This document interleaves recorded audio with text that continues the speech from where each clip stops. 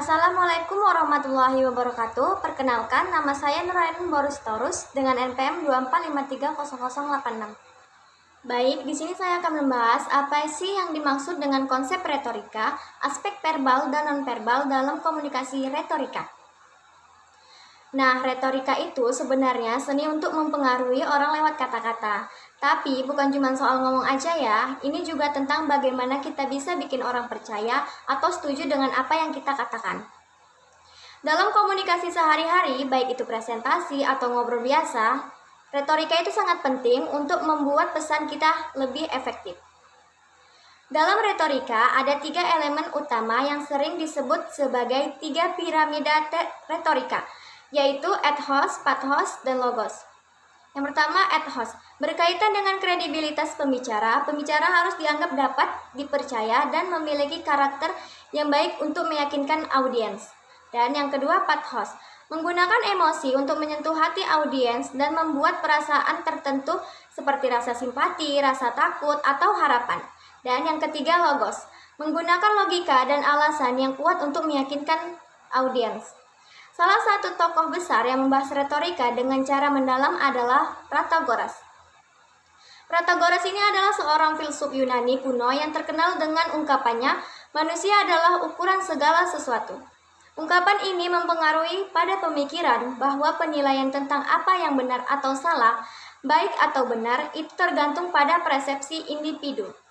Dalam konteks retorika, Protagoras menggunakan pentingnya kemampuan berbicara untuk membentuk pandangan dan mempengaruhi audiens.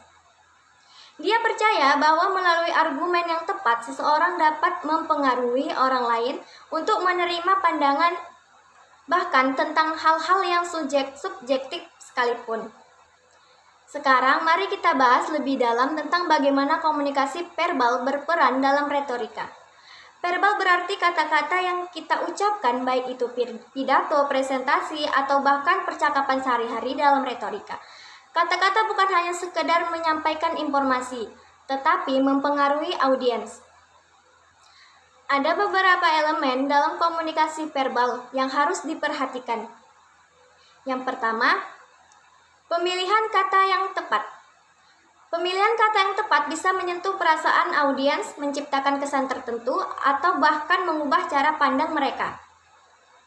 Dan yang kedua, struktur argumen. Retorika yang efektif memerlukan argumen yang jelas dan logis, menggunakan contoh yang konkret, data yang relevan, dan alasan yang kuat untuk membuat argumen lebih meyakinkan. Dan yang ketiga, ada gaya bahasa. Gaya berbicara seperti penggunaan metafora atau perumpamaan dapat membuat pesan lebih menarik dan mudah diingat. Namun, retorika tidak hanya tentang apa yang kita katakan, tetapi juga bagaimana kita menyampaikannya. Komunikasi nonverbal memainkan peran besar dalam menambah kekuatan pesan kita. Ini mencakup ekspresi wajah, gerakan tubuh, nada suara, dan cara kita berdiri atau duduk. Berikut ini ada beberapa aspek nonverbal yang perlu diperhatikan dalam komunikasi retorika. Yang pertama ada ekspresi wajah. Ekspresi wajah kita menggambarkan emosi yang kita rasakan, apakah itu serius atau bersemangat, atau merasa bersimpati terhadap audiens.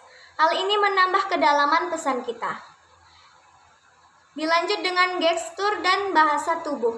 Gerakan tubuh yang tepat, menggerakkan tangan untuk menekankan sebuah poin, bisa membantu audiens merasa lebih terhubung dengan kita.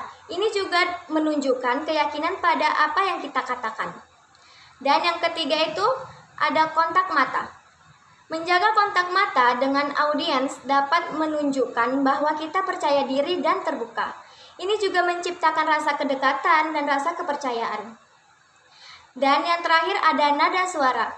Nada suara yang variatif, dari yang lembut hingga yang tegas, dapat menguatkan pesan kita dan mengunggah emosi audiens. Dengan memahami retorika, kita dapat menjadi komunikator yang lebih baik dan mampu mempengaruhi orang lain secara positif. Terima kasih sudah menyimak, sampai bertemu lagi.